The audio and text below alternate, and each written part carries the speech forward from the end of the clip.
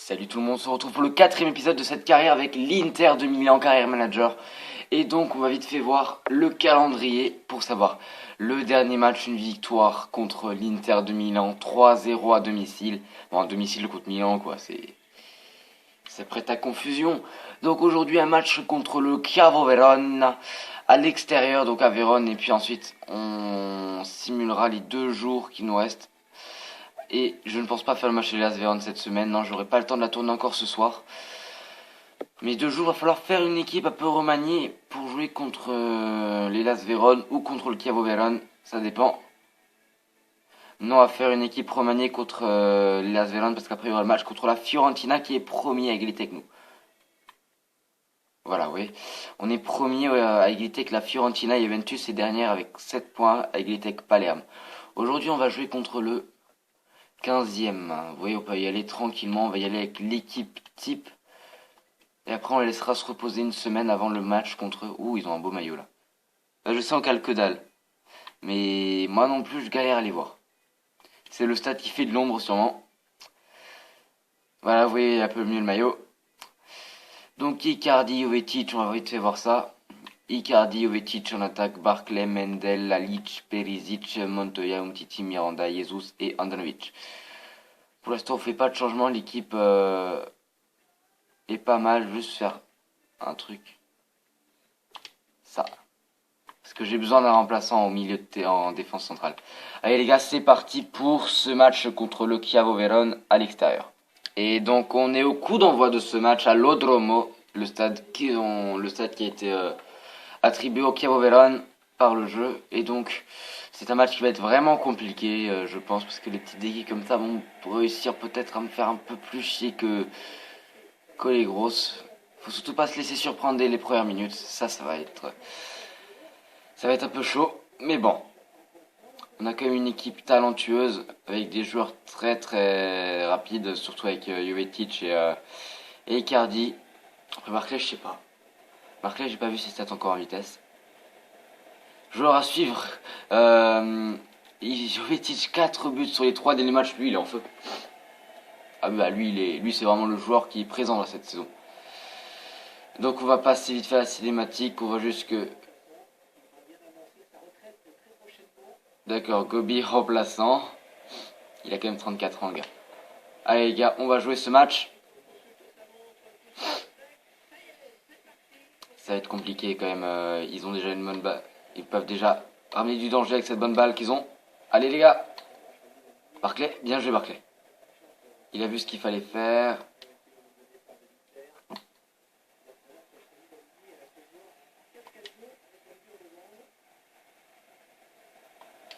Jovetic, la frappe de Jovetic. Et c'est dans les gants du gardien Brezan.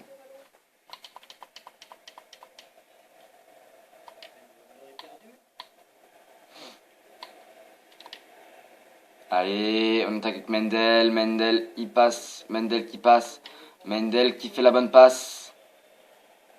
Et oui, c'était le jeu de mots. Ce match qui peut direct s'envenimer. Oh, la transversale!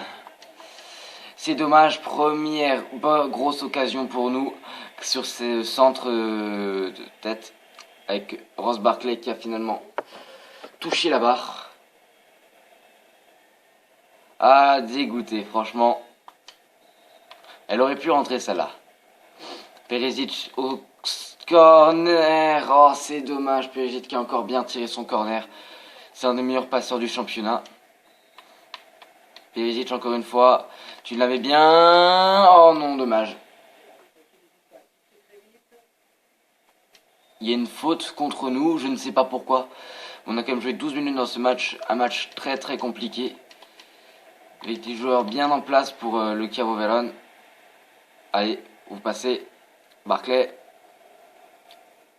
Donc semaine prochaine, il y a à nouveau la carrière avec l'Atlético Madrid. Ça sera la semaine de la carrière avec l'Atlético Madrid avec 2 ou 3 épisodes. A chaque fois, je dis que je peux en tourner 3, mais au final, je n'ai que le temps d'en tourner 2. C'est assez dommage. Je ne sais plus les équipes qu'on va affronter. La semaine prochaine, je crois qu'il y a Villarreal. Je crois, à chaque fois, je crois qu'il y a Villarreal. Allez, bonne passe. Bien joué, Jesus. Tu commences à prendre ton côté gauche. Vas-y, tu passes. Icardi. Icardi qui passe, Icardi qui passe, Icardi qui passe, Icardi qui passe. Icardi, qu'est-ce qu'il fait Icardi? Il perd la balle. Ah dommage, j'ai pas compris.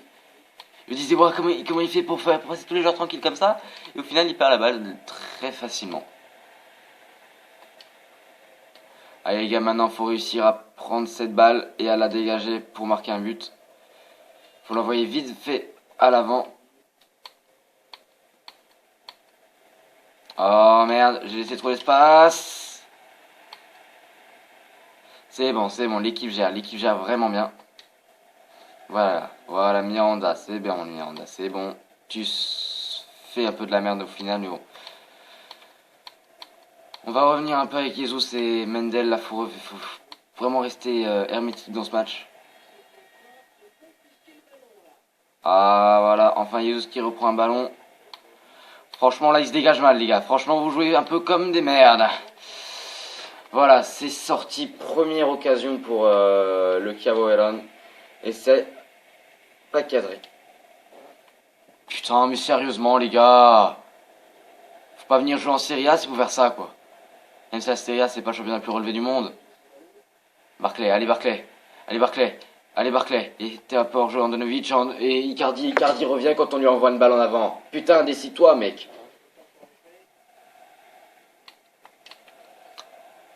Le Chievo Vérone qui confisque le ballon, il doit avoir au moins 78% de la possession de balle là.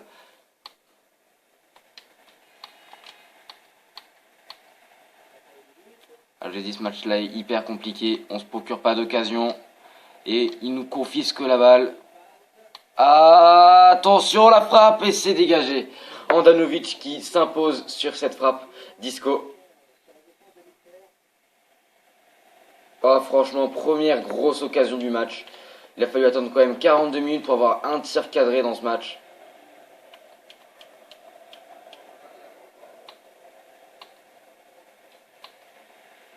Attention, première occasion peut-être. Non. Pas de nouvelle occasion pour le Chievo Vérone. Pour le Chievo Vérone. Un corner. Allez, tu t'imposes sur ce centre. Jovetic qui ne récupérera pas la balle. Franchement, l'équipe est pas en place. L'équipe est vraiment dégueulasse à voir aujourd'hui.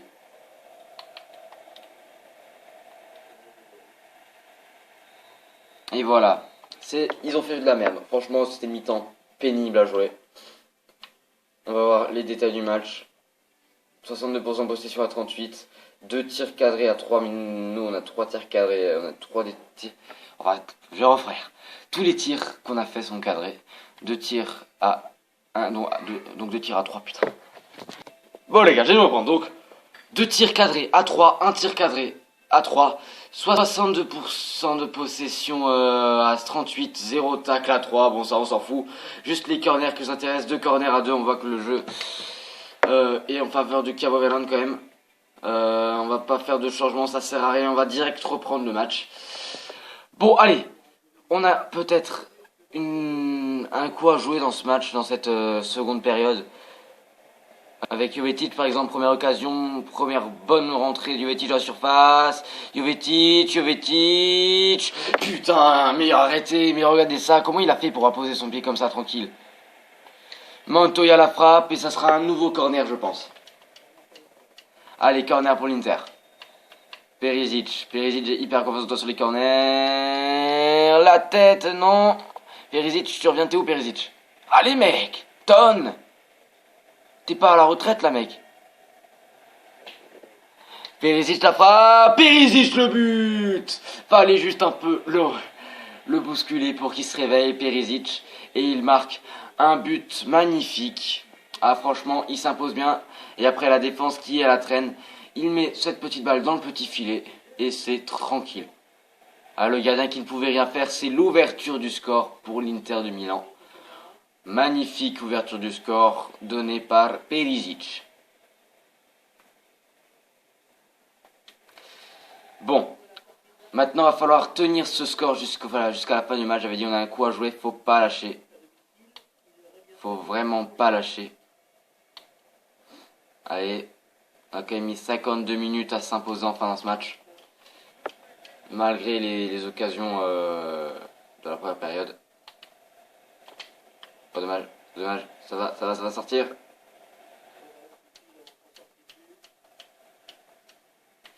On va la dégager vite fait. On va tenter d'apporter de nouveau du danger dans le camp adverse.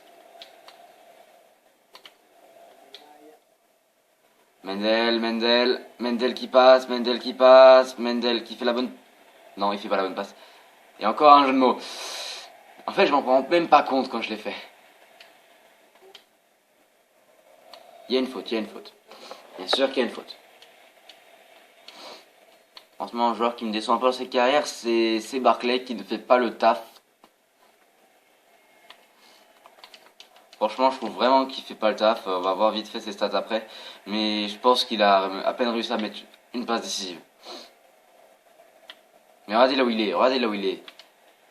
Faut vraiment le chercher en arrière, en retrait pour réussir à le retrouver. Voilà, il fait de la merde ensuite, mais bon. Au moins on veut le faire marquer, on le montre. Et bon, après, c'est dommage. La Leach, oh la Leach qui perd la balle. C'est dommage. Là tu te tapes un peu, parce que sinon, on réussira pas à se procurer une nouvelle occasion.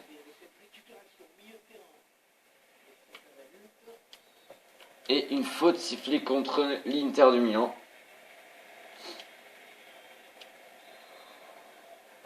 C'est compliqué. Ouh, le bon coup franc que Handanovic réussira à sortir. Allez, on va tenter d'apporter du danger. On va faire nos 2 changements juste après qu'ils aient loupé leur frappe. Merci. Handanovic qui la sort. Allez, avec l'aide du poteau quand même. Qui est-ce qu'on sort? Les deux là sont fatigués. On va mettre Garin. Et on va rentrer Bounassar. Non, pas Bounassar. Marian Sarr. Voilà, Marian Sarr.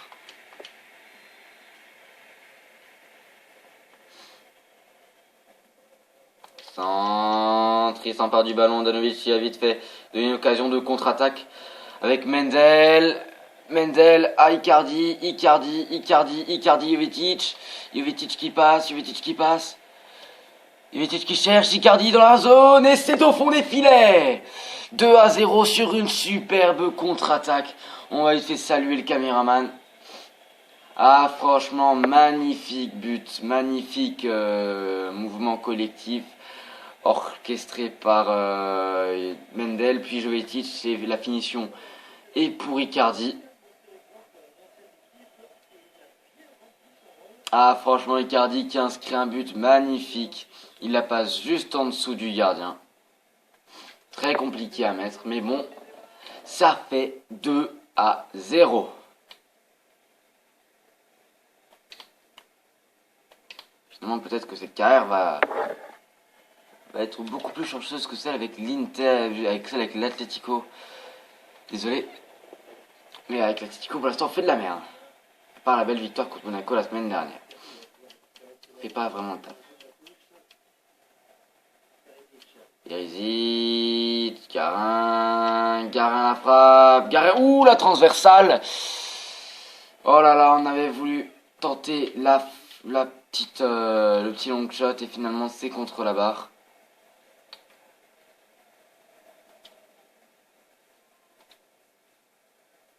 Ou ça peut être une bonne occasion peut-être. Non. Jovetic qui veut s'emparer du ballon, ça ne marchera pas, ça sera dégagé. En touche, on va pas faire le dernier changement, ça ne sert absolument à rien. Pour les quelques secondes qui restent à jouer, l'équipe peut finir comme ça. Montoya la frappe. Montoya s'est contré par la défense. Peut-être une contre-attaque à jouer. Bon, il y a déjà une ligne défensive qui vient de se former. On la renvoie en avant. Ah non, dommage. Putain. On va tenter de la reprendre. Et dernière occasion du match peut-être. Non, c'est fini. L'arbitre qui décide de nous renvoyer au vestiaire. Après une bonne seconde période, parce que la première période était vraiment dégueulasse. On s'impose finalement sur le score de 2-0 sur la pelouse du Chievo Vérone. C'était donc un match compliqué, j'avais dit avant, ça a été vraiment un match compliqué, mais finalement on s'impose avec de belles frappes, de belles occasions. Avoir le but de Perisic à la 52e minute. Franchement, il a vraiment réussi à récupérer une balle intéressante et finalement il l'a mis au fond, tranquillement.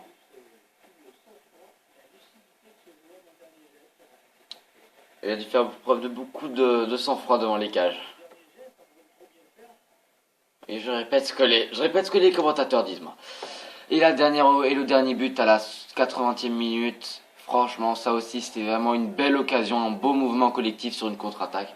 Et Icardi à la finition, c'était parfait. On va voir vite fait les notes des joueurs. Icardi qui est une note de 9,4, l'homme du match c'est Handanovic avec un total de 5 arrêts et une note de 8,8. Ensuite, on va commencer les notes avec Icardi 8,477 pour Jovetic, Garin qui a remplacé Barclay 7,8 et Garin 6,6. Lalic pardon 6,3, Perisic 8,2, Mendel 6,7, Jesus 7,1, Sarr qui remplace Miranda une note de 7, Sarr une note de 6,6, Umtiti 5,5 et Montoya 6,2. Je sors le nombre d'arrêts du gardien de Luka Overon, c'est Brezan qui a fait 3 arrêts, il a une note de 6,2.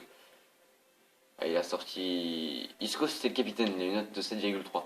Donc l'homme du match c'est ah merde, j'ai pas regardé les chiffres, vous pouvez aller regarder en arrière. Revenir en arrière plus voir. Donc franchement notre gardien ils ont vraiment fait du bon taf. Notre gardien était vraiment hyper bon sur ce match, mais bon. Faut que ça tienne pour la suite de la carrière. Donc Andrea Ranocchia, je tenais à vous informer que je m'inquiétais à propos des rumeurs me concernant étalées dans la presse. Je voulais vous demander de m'accorder une seconde chance de prouver que je suis l'homme de la situation. Ok? D'accord?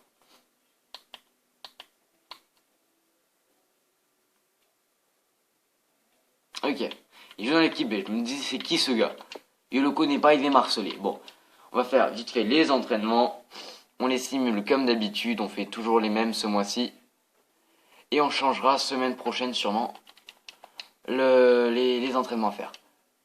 Semaine prochaine, dans 2 semaines. Donc le prochain match, c'est un match contre Vérone. Mais l'Hélas Vérone, cette fois-ci, on est promis. Et enfin, on est promis isolé. Ah non, j'ai dit une connerie. La FIO n'a pas encore joué. La FIO n'a pas encore joué un match. Ils sont en retard d'un match. D'ailleurs, une équipe qui joue 5 matchs, c'est Naples, et qui n'arrive toujours pas à être devant nous. Une équipe qui a joué 3 matchs, mais qui peut égaliser avec nous s'ils gagnent leur prochain match. Bon, on voit quand même qu'on a une saison plutôt excellente. 4 victoires sur 4 matchs joués, 9 buts pour, 1 but contre. Mais la Juventus qui est juste derrière, va falloir faire hyper attention à ce club. Qui peut nous faire mal. Donc comme je l'ai dit, prochain match, ça sera contre l'Hellas Vérone. Et on fera aussi contre la Fiorentina, ça sera dans 2 semaines. Ensuite, pour la suite de la compétition, il y aura la Sampdoria, il y aura la Juventus. Un mois vraiment compliqué, un mois d'octobre très dur à jouer. Palerme, Bologne et l'AS Roma. Juste voir quel club on affronte à domicile. Les deux, on est au calme. On affronte les deux à domicile. On a vraiment de quoi prendre des points importants dans ce début de saison.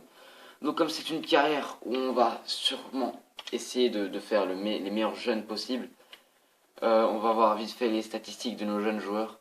46 de général pour Ivan Fiora, Xavier Rodriguez 49 de général, mais ils ont vraiment des potentiels pas mal. Et lui 51 de général. C'est le meilleur, mais c'est celui-là qui a pas encore l'âge de jouer, quoi. Et les deux là on pourrait les prendre. Et c'est un gardien, quoi. D'accord. Donc Carlos Pinto, si je le fais venir, c'est mercato hivernal. Ce serait après le mercato hivernal pour me donner une chance d'avoir un gardien remplaçant. Donc on a vu un peu tout ce qu'on voulait voir. Je veux juste savoir les meilleurs buteurs du championnat. Jovetic est deuxième meilleur buteur, je veux juste voir.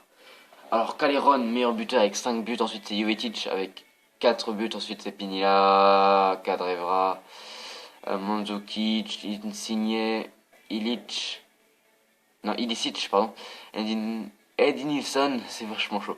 Je veux juste voir les buteurs qu'on a classés nous-mêmes. Icardi avec 2 buts, Perisic avec 2 buts, et c'est tout. Le meilleur passeur, c'est Nosiro avec 3 passes. Et Perisic qui est 5ème à égalité avec Icardi aussi avec 2 passes décisives. Donc la vidéo prend fin ici, j'ai plus rien à dire. Attendez, juste quelque chose là. Rapport Angleterre, ça on s'en fout. Si cette vidéo vous a plu, n'hésitez pas à liker, à vous abonner pour voir la suite de la compétition et la suite de la carrière avec l'Atlético Madrid qui viendra la semaine prochaine. Je vous dis à plus pour une nouvelle vidéo. Salut!